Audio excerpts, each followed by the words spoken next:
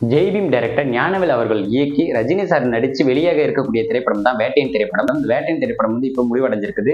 இதை பத்தி மக்களுக்கு தெரியாத பல அப்டேட்களோட தான் இன்னைக்கு நான் வந்திருக்கேன். புதிய புதிய அப்டேட்கள் வந்து சினிமா ரிலேட்டடா பார்க்கணும் அப்படின்னாக்கா நம்ம சேனலை சப்ஸ்கிரைப் பண்ணி வச்சுக்கோங்க. ஃபர்ஸ்ட் ஆஃப் ஆல் வந்து பாத்தீங்க அப்படின்னாக்கா இந்த வேட்டையின் திரைப்படத்தோட ஃபர்ஸ்ட் சிங்கிள் மனசிலாய பாடல் வந்து பாத்தீங்க அப்படின்னாக்கா ரிலீஸ் ஆகி சோஷியல் மீடியாவில் ரொம்பவும் பாத்தீங்க அப்படின்னாக்கா ட்ரெண்ட் ஆனிச்சு. சோஷியல் மீடியா ரொம்ப வைரலாகவும் இருந்துச்சு. இந்த படத்தை வந்து ஜெயிலர் திரைப்படம் வந்து நடந்துட்டு இருக்கக்கூடிய இந்த படத்தோட கதையை வந்து ஞானவேல் அவர்கள் வந்து சொல்லியிருக்காங்க. இது கதை சொல்லி இதுக்கு வந்து ரஜினி சார் ஓகேன்னு சொல்லி இந்த படம் வந்து ஜெயிலர் திரைப்படம் நடந்துட்டு இருக்கக்குள்ளே வந்து பாத்தீங்க அப்படின்னாக்கா கமிட் ஆயிருக்குது. அது மட்டும் இல்லாம இந்த படத்தை வந்து லைக்கா ப்ரொடக்ஷன் வந்து தயாரிக்கிறதுனால இந்த படத்துக்கு வந்து முதல் முறையா இந்த புதிய இந்த இயக்குனரும் இந்த லைக்கா ப்ரொடக்ஷனும் இணையறதுனால ரசிகர்கள் மத்தியில ஒரு பெரிய ஒரு உச்சகட்ட ஹைப்பையும் வந்து பாத்தீங்க அப்படின்னாக்கா இந்த படம் ஏற்படுத்திருந்துச்சு.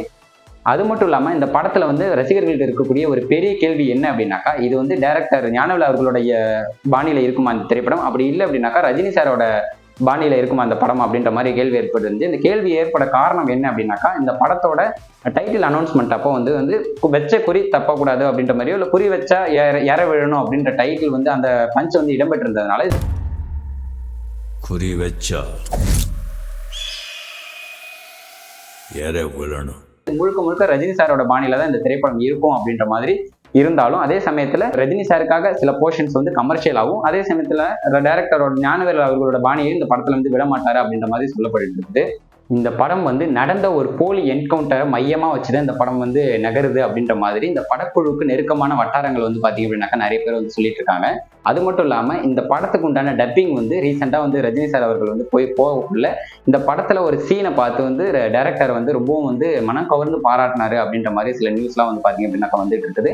அது மட்டும் இல்லாம இந்த படத்துல வந்து ஒரு நட்சத்திர பட்டாளங்களே நடிச்சிருக்காங்கன்னு சொல்றாங்க. அது காஸ்ட் அண்ட் க்ரூ யார் யாரு அப்படின்னாக்கா அமிதாப் பச்சன் அவர்கள், அது மட்டும் இல்லாம பகத் பாசில் அவர்கள், ரித்திகா சிங் அவர்கள், அது மட்டும் இல்லாம மஞ்சு வாரியர், அதுக்கப்புறம் இன்னும் சில விஷயம் பகத் பாசில் நிறைய பேர் வந்து ஒரு நட்சத்திர பட்டாளமே நடிச்சிருக்காங்க அப்படின்ற மாதிரி சொல்லப்படுது. இந்த படத்துக்கு அனிருத் அவர்கள் தான் இசையமைச்சிருக்காரு. இது எல்லாருக்கும் தெரிஞ்ச ஒரு விஷயம் தான். அது மட்டும் இல்லாம இது அனிருத் அவர்களோட வழக்கமான ஒரு டெம்ப்ளேட்ல இந்த பாட்டு மியூசிக் எல்லாமே இருந்தாலுமே அது இதுல ரெண்டு விஷயங்கள் வந்து ரசிகர்களோட மனத்தை வந்து கவர்ந்து எழுத்துருக்கு அப்படின்னு சொல்றாங்க.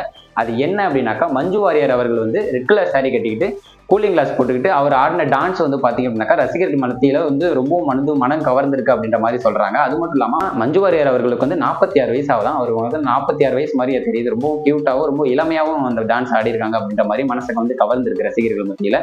ரெண்டாவது ஒண்ணு பாத்தீங்க அப்படின்னாக்கா மறைந்த பாடகர் நடிகர் மலேசியா வாசுதேவன் அவர்களோட குரலை வந்து ஏஐ டெக்னாலஜி மூலயமா வந்து பாத்தீங்க அப்படின்னாக்கா இந்த குரலை வந்து எடுத்து வந்திருக்காங்க அப்படின்றதுனாலையும் இந்த ரெண்டு விஷயம் வந்து இந்த இசையில வந்து அனிருத் அவர்களோட இசை வந்து ரொம்ப பாராட்டப்பட்டு இருக்கு அப்படின்ற மாதிரி சொல்லப்படுது. அடுத்ததா வந்து பாத்தீங்க அப்படின்னாக்கா இந்த படத்தோட செகண்ட் சிங்கிள் வந்து செப்ட் 15 வந்து ரிலீஸ் ஆகும் அப்படின்ற மாதிரியும் அதே மாதிரி ஆடியோ லான்ச் வந்து நிறைய பேர் வந்து எதிர்பார்த்துட்டு இருக்காங்க. அந்த ஆடியோ லான்ச் வந்து அக்டோபர் 2ஆம் தேதி வந்து ரிலீஸ் ஆகும், அதாவது ஆடியோ லான்ச் வந்து வைக்க போறாங்க அப்படின்ற மாதிரி சொல்லப்படுது. அது மட்டும் இல்லாம இந்த ஒரு படத்தோட ஆடியோ லான்ச்ல தலைவர் வந்து எந்த ஒரு குட்டி கதையை சொல்ல போறாங்க அப்படின்ற மாதிரி ரசிகர்கள் மத்தியில ஒரு பெரிய ஒரு எக்ஸைட்மெண்ட்டை கிரியேட் பண்ணிருக்கு அப்படின்ற மாதிரியே சொல்லப்படுது. நீங்க என்ன நினைக்கிறீங்க? இந்த ஒரு ஆடியோ லான்ச்ல தலைவர் வந்து வேற ஏதாவது குட்டி கதையை சொல்லி ரசிகர்கள் எல்லாரையும் சாட்டிஸ்ஃபை பண்ணுவாரா அப்படின்ற மாதிரி உங்களுக்கு தோன்ற ஒரு கருத்துக்களை நீங்க பதிவு செஞ்சுட்டு போங்க.